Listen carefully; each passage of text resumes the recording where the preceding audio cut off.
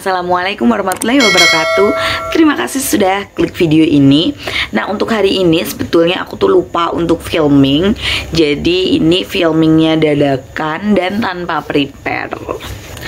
But it's okay, karena hari ini kita akan membahas mengenai motif-motif batik Jogja.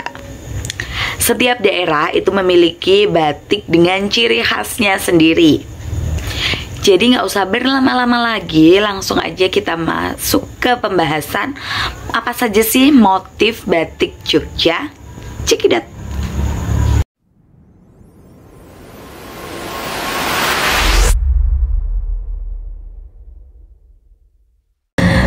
Batik merupakan kain bergambar yang pembuatannya secara khusus dengan melukiskan atau menerangkan lilin atau malam pada kain, yang kemudian pengolahannya melalui proses tertentu.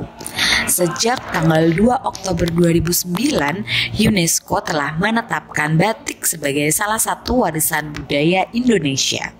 Batik memiliki ciri khas motif yang berbeda setiap daerah. Yogyakarta selalu memiliki motif yang menjadi ciri khas tersendiri dan tidak dijumpai pada kain batik lainnya. Nah, motif batik Jogja yang pertama yaitu Parang Rusak Barong. Batik yang satu ini merupakan cikal bakal dari semua motif parang. Selain berkembang di Yogyakarta, motif batik Parang Rusak Barong ini juga dikembangkan di Surakarta. Namun tentu ada beberapa hal yang membedakan antara keduanya. Filosofi dari motif batik ini terbilang cukup sakral, sehingga jangan sampai salah pakai menggunakan batik ini di sembarang acara. Konon katanya batik ini tidak boleh digunakan dalam sebuah acara pernikahan karena akan memberikan dampak buruk bagi kehidupan sang pengantin.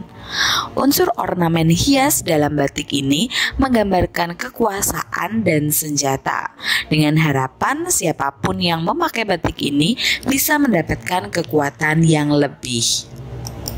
Motif yang kedua yaitu kawung.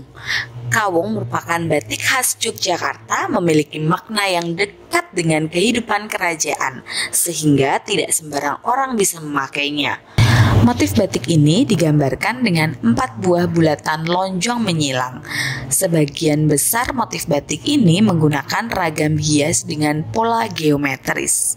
Bulatan lonjong itu merupakan penggambaran dari buah kawung atau kolang-kaling yang dikenal oleh masyarakat luas.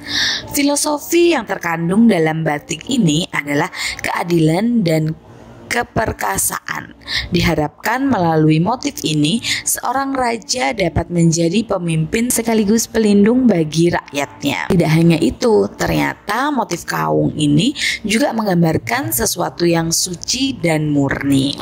Berikutnya, motif batik Sidomukti. Batik yang berasal dari Yogyakarta ini merupakan motif batik khas dari keraton. Sesuai dengan namanya Sidomukti, yaitu sejahtera dan mulia. Diharapkan orang yang memakai batik ini dapat mencapai kebahagiaan, kesejahteraan lahir batin, dan selalu berkecukupan. Motif batik yang terbuat dari soga alami ini biasanya digunakan untuk acara pernikahan adat Jawa yang sakral seperti siraman, ijab, dan lain sebagainya. Sebagai informasi nih, batik yang berawalan dengan kata sido memiliki arti sebagai bentuk pengharapan agar cita-cita dan doa dapat terkabul. Selanjutnya, ceplok kasatrian. Ceplok kasatrian merupakan pengulangan bentuk dasar geometris seperti segi 4 persegi panjang, oval, atau bintang menjadi sekuntum bunga yang merupakan ciri khas batik motif ceplok kasatrian. Kain batik motif ini biasanya digunakan untuk kain kirap pengantin.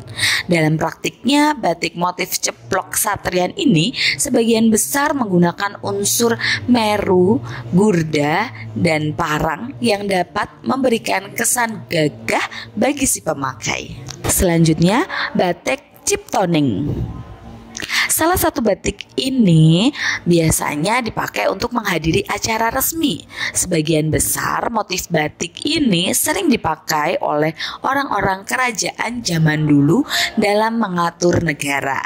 Batik motif Ciptoning ini memiliki unsur gurdo, parang, dan wayang sebagai simbol kebijaksanaan. Dengan harapan batik ini mampu membawa kesan berwibawa, sopan, bijaksana, dan memiliki tata krama yang lebih bagi para pemakainya. Selanjutnya, batik Wahyu Tumurun. Motif batik satu ini merupakan batik yang khusus dipakai dalam acara tradisi orang Jawa, yaitu temu manten dan acara lain yang kental dengan adat Jawa. Batik ini memiliki makna yaitu agar pengantin baru tersebut senantiasa mendapat anugerah dan dikaruniai keturunan yang soleh. Selain itu, ada juga motif batik Wahyu Tumurun.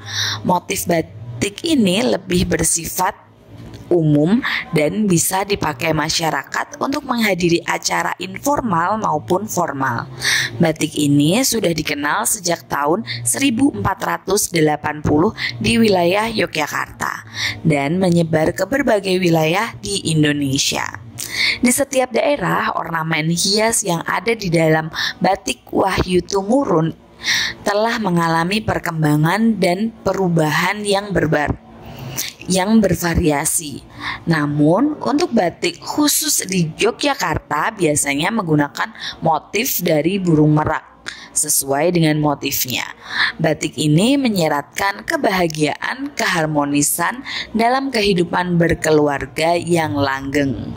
Motif batik selanjutnya yaitu batik nite. Jenis batik ini merupakan ragam hias dengan bentuk yang melambangkan keanekaragaman seperti daun, sulur, dan bunga.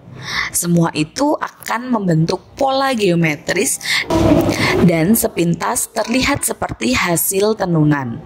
Batik nitik dibuat dengan teknik double ikat yang dikenal dengan patola atau cinde. Dalam proses pembuatannya, batik Yogyakarta jenis ini lebih banyak menggunakan warna coklat, putih, dan biru.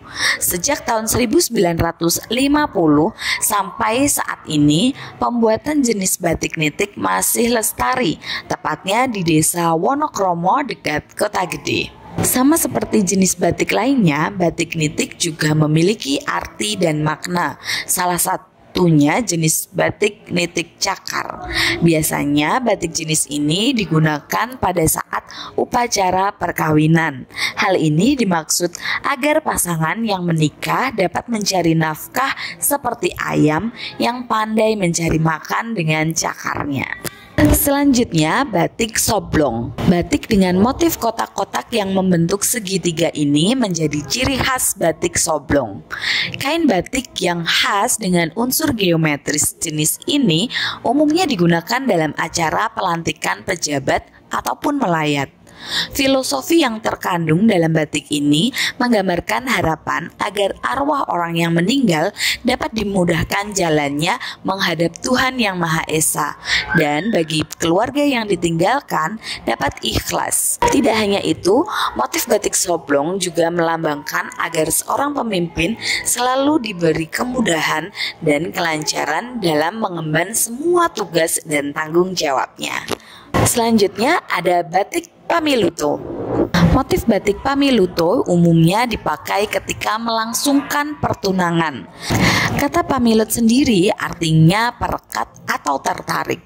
Hal ini sama seperti makna dari motif batik ini, yaitu sebagai pengikat antara calon pengantin sehingga mereka bisa berhubungan baik sampai pada waktu pernikahan tiba. Unsur motif batik ini terdiri teruntum, parang, ceplok, dan lainnya. Dan yang terakhir yaitu batik semen. Jenis batik yang satu ini memiliki makna kesuburan dan kemakmuran yang dekat dengan alam semesta. Biasanya motif semen mengusung gambar tentang kekayaan hidup manusia. Ornamen hias batik tersebut meliputi tumbuh-tumbuhan, hewan-hewan, baik di darat, udara, maupun di air. Sama dengan batik motif parang, motif semen ini juga masuk dalam daftar motif larangan. Nah, itu tadi pembahasan aku mengenai batik dan apa aja sih motif atau ciri khas dari batik Jogja. Semoga video ini bisa menambah ilmu pengetahuan dan wawasan kalian. Jangan lupa klik like-nya kalau kalian suka dengan video ini. Dan jangan lupa juga untuk subscribe channel ini sebagai bentuk dukungan kalian terhadap channel aku. Dan nyalakan tombol loncengnya supaya kalian tahu update terbaru dari aku. Share video ini ke teman-teman kalian juga ya. Sampai jumpa di video selanjutnya. Bye-bye.